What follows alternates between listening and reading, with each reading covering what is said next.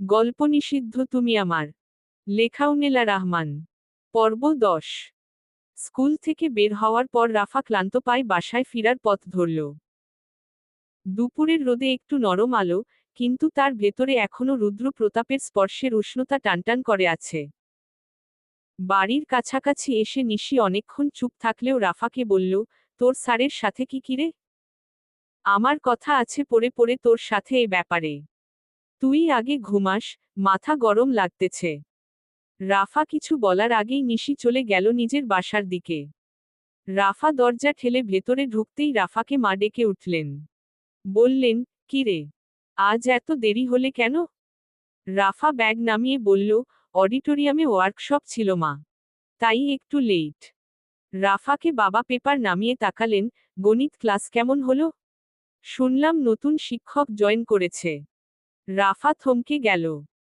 রুদ্র স্যারের সেই দৃষ্টি, সেই গমগমে কিন্তু নরম কণ্ঠস্বর, সেই স্কার্ফ ঠিক করে দেওয়ার মুহূর্ত, সব আবার মাথার সামনে ভেসে উঠল।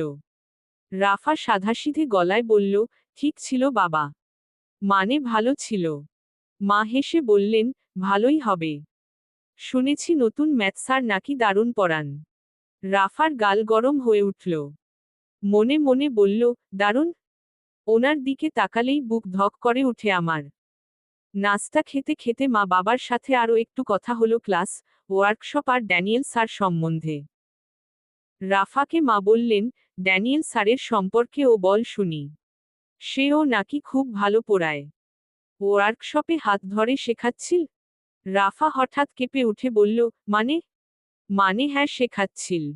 কিন্তু তুমি কি করে জানলে? রাফাকে মা বলল, নীরার মা বলল। ও তো আগে এসে পড়েছে। টিফিনের পর ক্লাসগুলো করেনি। নীরার মার থেকেই শুনলাম। রাফা আর কিছু বলল না। মনে মনে শুধু বলল, আমার মন তো কোথায় ছিল জানি না। আলাদা কারো দিকে আলাদা একটানে, তাই অন্য কিছুর খেয়াল নেই।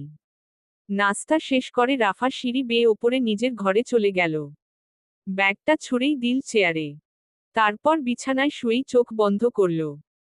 সারা দিনের ক্লান্তি এমনভাবে ভর করল যে মুহূর্তেই দুনিয়া ঝাপসা হয়ে গেল। আলো কম। কোথাও যেন হালকা নীলচে ছায়া। রাফা দাঁড়িয়ে আছে অচেনা এক করিডোরে, নিস্তব্ধ, নরম আলোয় ভরা। ঠিক তখনই পিছন থেকে পরিচিত গভীর কণ্ঠ, রাফা। রাফা ঘুরতেই রুদ্র প্রতাপ দাঁড়িয়ে আছে। আজকের মতো শিক্ষক রূপে নয়, আজ যেন পুরোটাই অন্য মানুষ রূপে, উষ্ণ, যার চোখ শীতল নয়, কাছে টানার মতো। রাফার নিঃশ্বাস কেঁপে উঠল। রুদ্র ধীরে ধীরে এগিয়ে এসে বলল, তুমি আজও ভয় পেয়েছিলে আমার স্পর্শে? না মানে আমি তো। রাফা কিছু বলার আগেই রুদ্র ওর হাতটা ধরল, নরম তাপময় উষ্ণ স্পর্শ। তুলোর মতো হালকা, আবার শিরদাঁড়া কাঁপানো। রাফা ফিসফিস করে বলল, স্যার আপনি এখানে? মানে কি করে? রুদ্র আরও এগিয়ে এলো। তার চোখে যেন অদ্ভুত গভীরতা, যা রাফাকে গিলে নিচ্ছে। রাফাকে একটু ছুঁয়ে দেয়ার অদম্য ইচ্ছা রুদ্রকে রাফার দিকে টানছে।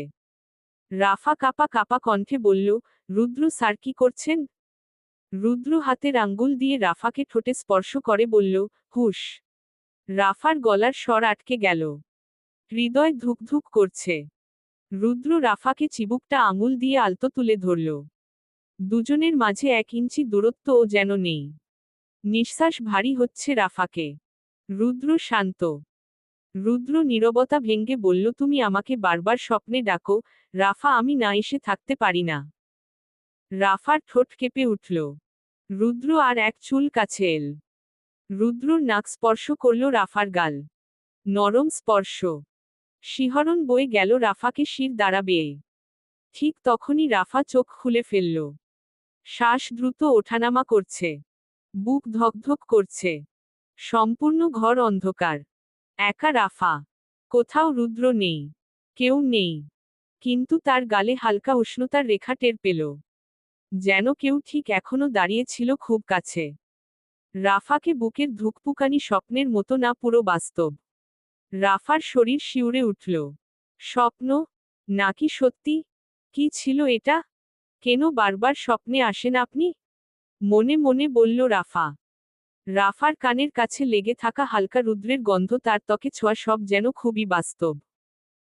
রাফা হাঁপাতে হাঁপাতে বালিশ জড়িয়ে বসে রইল। এদিকে রুদ্র দূর থেকে রাফার জানালায় দেখছে দাঁড়িয়ে দাঁড়িয়ে। ঠোঁটে এক অদ্ভুত মুচকি হাসি। রুদ্র প্রতাপ মনে মনে আওড়ালো, স্বপ্ন না রাফা, তোমার ডাকে আমি সত্যি এসেছিলাম। শুধু আজ নয়, সবসময় আমি সত্যি এসেছিলাম। প্রতাপ মহলের অন্দরমহলে আলী প্রতাপ কঠোর দৃষ্টিতে বলল, রুদ্র, সাবধান হও। ড্যানিয়েল এখন পূর্ণ মানুষ। তার শক্তি তোমার চেয়ে বেশি। আর সে তোমাকে হারাতে চাইছে, শুধুই রাফার জন্য। রুদ্রের চোখ মুহূর্তেই ঠান্ডা, ধারালো হয়ে গেল। থমথমে আওয়াজে শুধু বলল, রাফা আমার। শুধু আমার। আলী প্রতাপ গভীর নিঃশ্বাস ফেলল। এই লড়াই সাধারণ না রুদ্র। কেন বুঝছো না, এটা শক্তির না, এটা হৃদয়ের লড়াই, বলল আলী প্রতাপ। রুদ্র আবার জানালার দিকে তাকালো। যেখানে রাফা এখনো কাঁপতে কাঁপতে বসে আছে। তার চোখে এক অদ্ভুত দৃঢ়তা। হৃদয়ের লড়াই, সেটাতে আমি কখনো হারিনি। চাঁদের আলোয় রুদ্রের ছায়া মিলিয়ে গেল। এবং রাফার ঘর হঠাৎ আরো নরম, উষ্ণ, চাঁদের আলোতে ভরে উঠল। চলবে। গল্পটা কেমন লাগলো জানাবেন ও সাবস্ক্রাইব করতে ভুলবেন না প্লিজ।